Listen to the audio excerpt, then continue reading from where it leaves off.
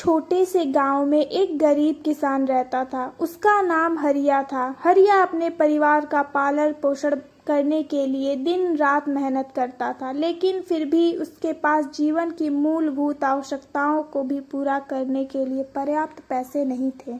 हरिया का बेटा चंदू अपनी माँ से कहता है, माँ मुझे भूख लगी है, मैंने सुबह से कुछ भी नहीं खाया। तब हरिया की पत्नी शीला कहती है, बेटा पिताजी गए हुए हैं, कुछ न कुछ खाने का इंतजाम करके लाएंगे ही, मेरा बच्चा थोड़ी देर इंतजार कर लो। यह सुनकर चंदू धीरे से जाता है और अपने खाट पर जाकर लेट जाता है।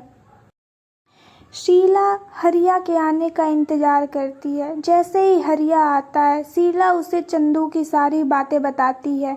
यह सुनकर हरिया बहुत ही उदास हो जाता है और उदास मन से फिर वह अपने खेत की तरफ निकल जाता है।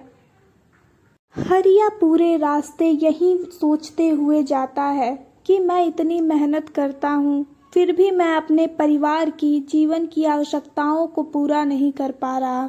यही सब बातें सोचते हुए वो अपने खेत पर चला जाता है। वहाँ जाकर इधर उधर देखता है, फिर तभी उसे अपने खेत में कुछ चमकती हुई चीज दिखाई देती। यह तो सोने से भरा मटका है। यह देखकर हरिया एकदम आश्चर्यचकित हो जाता है। उसे कुछ भी समझ में नहीं आता है कि वो क्या करे। फिर वह सोचता है कि मुझे इसकी जानकारी सबसे पहले गांव के सरपंच जी को देनी चाहिए। वह भागकर सरपंच जी के घर जाता है। वहां जाकर बोलता है, सरपंच जी, सरपंच जी।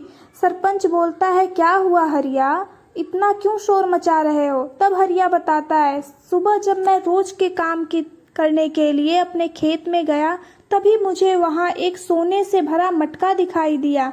यह सुनकर सरपंच भी आश्चर्यचकित हो जाते हैं और कहते हैं, सोने का मटका? तो कहता है, हाँ मुझे सोने का मटका मिला। सरपंच कहते हैं, तब हरिया क्या चाहते हो? हरिया कहता है, मालिक उस पे किसका हक है? तो सरपंच कहता है, उस पर तुम्हारा हक है, क्योंकि तुमने बहुत ही मेहनत और लगन से उस खेत में काम किया है। हरिया यह सुनकर बहुत ही खुश हो जाता है और वह अपने घर जाने लगता है। पूरे रास्ते वह खुशी मन से अपने घर की तरफ भागता है। जब हरिया अपने घर पहुंचता है, बोलता है, शीला इधर आओ। शीला जब जाती है, कहती है, क्या हुआ, खाने का इंतजाम हो गया?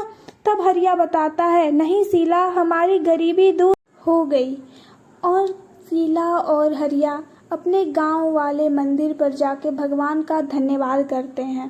इस कहानी से हमें यही शिक्षा मिलती है कि ईमानदारी और मेहनत जीवन में सफलता जरूर मिलती है।